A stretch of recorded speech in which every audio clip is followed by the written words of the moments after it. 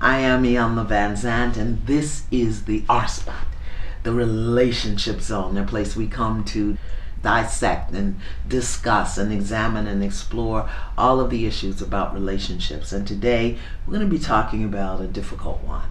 How do you leave a relationship? Maybe you're leaving because it's over for you and the other person is still deeply, deeply in love and attachment. Or maybe you're leaving because you've found someone or something else. Maybe you're leaving because it's just time. That happens. It's just time. Maybe you're leaving because you've changed your mind. What you thought will be forever, in the words of Michael Jackson, my forever came today. Doesn't matter why you're leaving. The question becomes, how do we leave a relationship so that both of us have our dignity and so that the time we spent together is not washed away by anger and hurt and upset? So let me start here. There's no easy way to leave a relationship. Remember, you've been connected both intimately and emotionally, psychologically.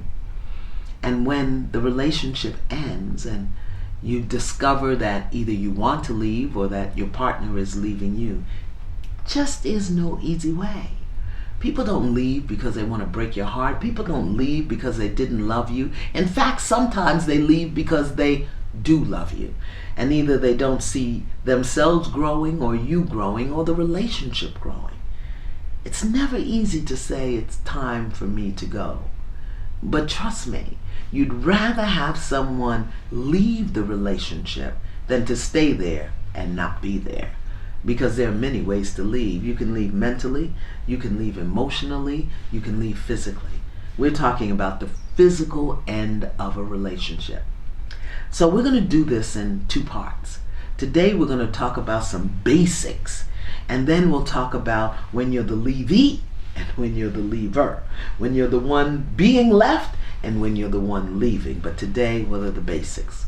First of all, be sure and be clear within yourself that this is what you want to do. The worst thing you can do to leave a relationship is to go back and forth, to come in and out, to be here today and gone a week and be here for a month and gone another month. When you determine or decide that you are leaving the relationship, get solid with it within yourself and understand your reasons for leaving. You don't have to explain them, but you do have to share them. Even if the reason is, I don't know why, it's just time for me to go.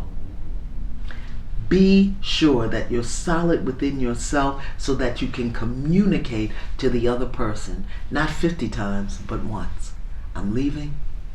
I want out. It's time to go. This isn't working for me. I think we need to part ways. Speak clearly, speak cleanly, and speak completely. That is going to be a difficult conversation. The worst thing you can do is leave in anger. I'm leaving in the midst of an argument or a breakdown. Or I don't want to be here. Or get out. Those breakups and those breakdowns usually don't work. You go back and forth for a long period of time. So it's important that you're solid within yourself before you communicate to your partner that this is what you want to do. The other thing is, make sure you are ready to leave. That means emotionally, economically, and physically. Because the worst thing you can do is leave a relationship and stay on the couch. When it's time to go, it's time to go. And make sure that once you make your announcement that your departure date is very close by and everything that you need is in order. Now, I know that doesn't work well when you're being asked to leave. We're going to talk about that when you are the leavee, the one being left. But for right now, if you know that the time has come for you to leave a relationship, make sure that everything that you need is in order. Now, that may feel like you're planning and plotting behind your partner's back, but you're actually taking care of yourself. It's time for you to be self-full and do what you need to do for you and prepare your steps along the way. One reason is you don't know how your partner is going to respond, and they may ask you to depart sooner than you're prepared to. So by the time you make your announcement, you want to be prepared to go. The other thing is, be willing to hear the other person's concerns. We're going to talk more about that when we talk about being the leaver. But be willing to meet your partner's upset, not with upset and not with guilt and not with shame, but with an open heart. There are so many times when one person knows it's time to go and the other person is still holding on. The thing you have to practice, the principle you have to practice in those times is compassion. Be compassionate. For some reason, some people want to stay in a relationship even when it's not working. But if you've gotten the courage and you are prepared to take that step to the other side, be compassionate with how the other person is going to respond and what they might say. And know that the things that they say that are not kind and loving have nothing to do with you, but have to do with their hurt. The other thing about ending a relationship is you want to tell the truth and be with your feelings. If you're leaving, let the person know it's not easy. And if you're the one being left, let them know how you feel. But don't make the other person responsible for what you're feeling. Those feelings are yours. Your reactions, your responses are yours. And they're quite normal and quite natural, and you have a right to them. But don't put it on the other person. They made me feel, and because they left me, I feel. And they make, no. Those are your choices. You're going to have a lot of difficult feelings, leaving or being left, but they're your feelings. Honor them, examine them, and explore them. And here's a treat that most people miss about the end of a relationship. When one relationship ends, it is such a wonderful opportunity to take a self-inventory about how you were and how you weren't and what you did. More often than not, I hear people say, I did this and I did that and I gave this and I gave that, and they left anyway. Well, did they ask you for any of that stuff?